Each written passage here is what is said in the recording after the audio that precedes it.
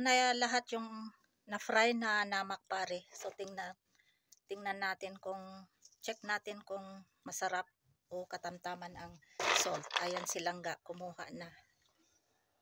Ayan si Langga. Inumpisahan na ni Langga. Ayan.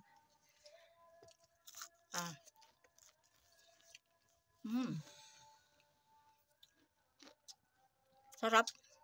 Tama lang yung salt niya. At saka yung nakapagsarap dito ay yung cumin seeds, zira. Ayan si Langga, kuha ulit. Assalamualaikum everyone. My today's vlog is all about namak pari, and this is common in Pakistan nationwide. And this is also we can serve during Ramadan time. This is like junk foods or chicheria, and this is crispy and crunchy. So I'm going to make today this namak pari, and this is good for while you are snack, while you are watching movie or television or anything. So these are all the ingredients. This is salt, 2 teaspoons of salt. This is zira or cumin seeds, and this is oil, 4 tablespoons of oil, but this is I make hot this one. And this is 500 milligrams of all-purpose flour and water. So now I'm going to put this one all in this one, and then we have to mix all this one.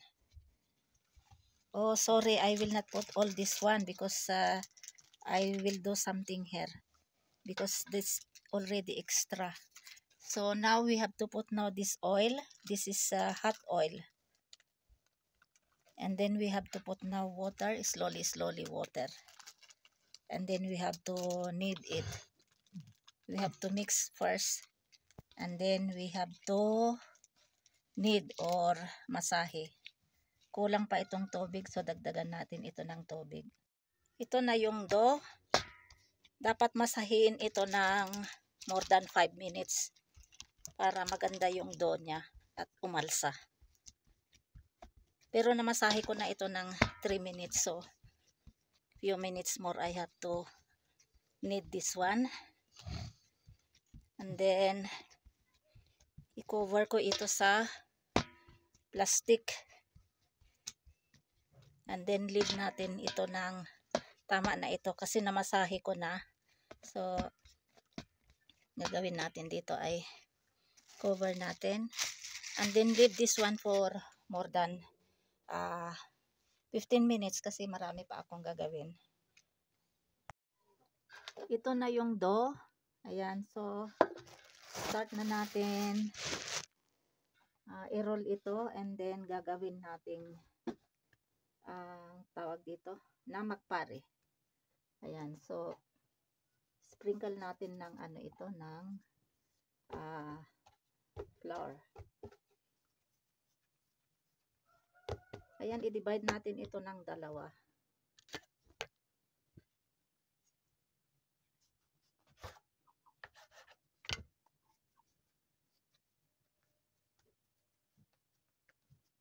Dalawa, or tapos hatiin uli ito. Hatiin uli ito ng dalawa.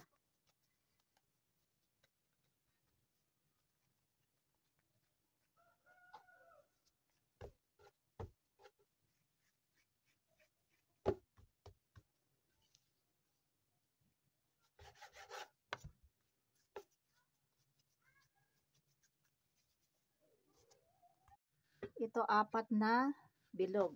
So first i-roll natin itong isang bilog.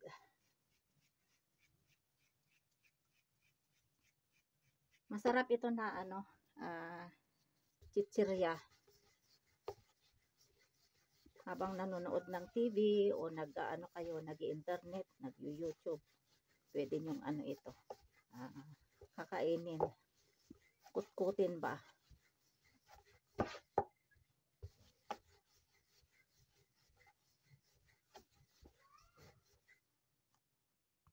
So ito na 'yon, ito. Ang gagawin natin dito next ay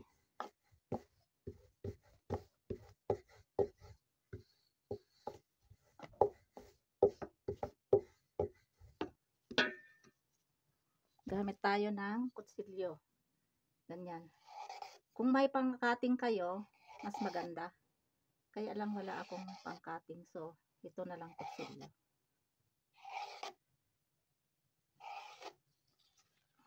And then,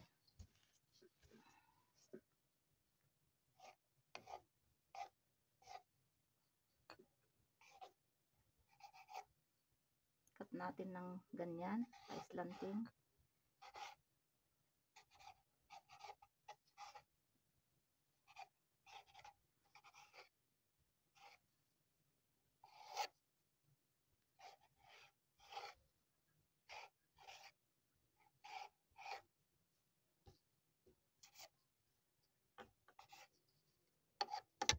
And then, lagay natin dito sa tray. Sprinkle natin ng konting arena. And then, lagay natin ganyan.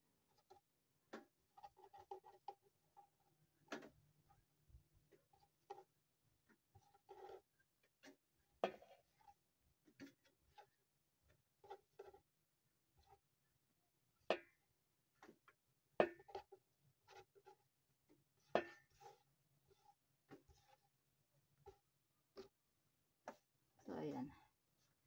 Ayan. Next, yung isa na naman. Ito. Last na ito. Kasi ito na yung aking. Ayan. This is last.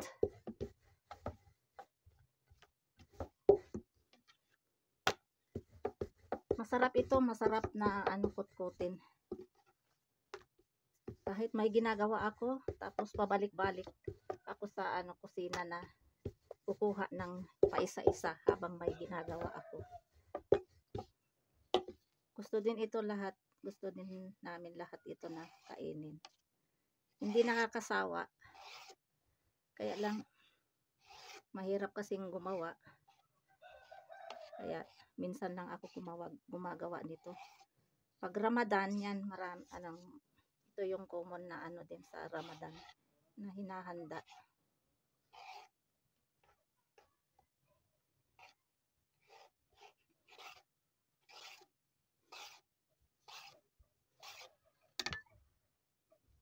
Ayan, dito natin ilagay lahat.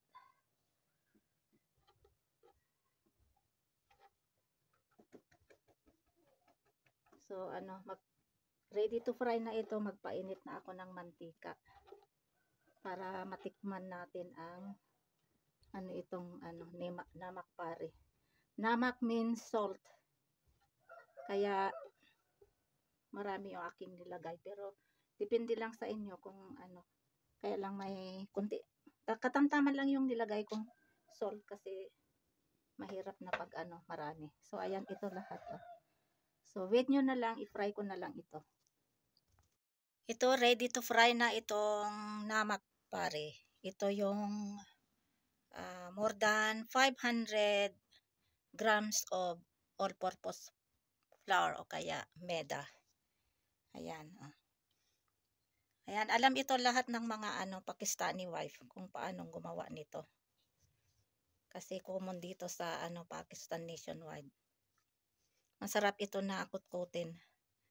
So ito first batch ito. Ayan. Bismillah.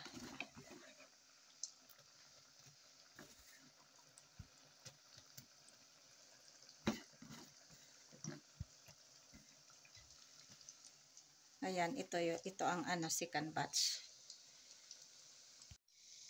Fry natin hanggang maging golden brown.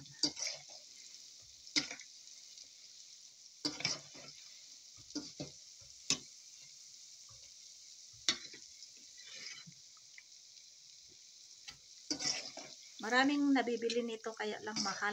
So, mas maganda yung ikaw na lang yung gagawa. Homemade. Mas safe. At saka maka-save ka din. Safe pa at saka maka-save ka. Yung 100 rupees, konti lang.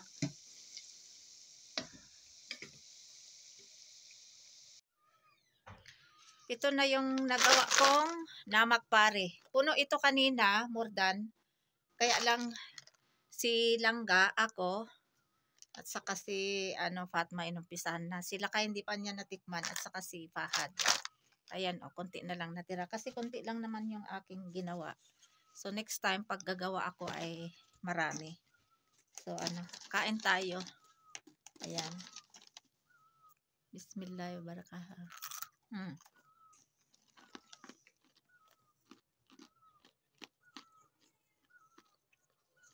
Kaya lang dahan-dahan kasi yung aking ngipin ay baka mabungi. Dalawa na yung aking ngipin na bungi. Hindi maganda tingnan. Kaya pasensya na kayo sa aking ngipin.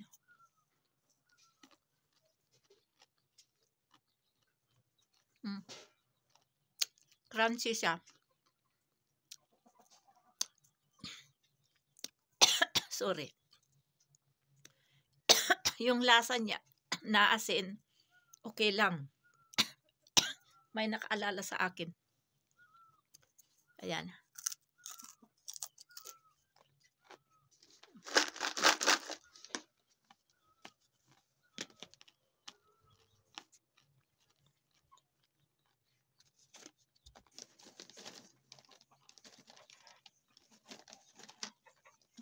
Masarap papakin.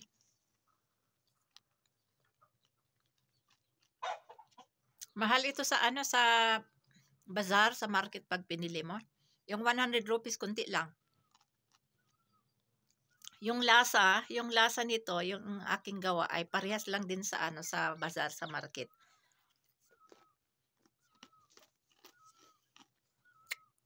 Kaya mas maganda talaga yung homemade talaga.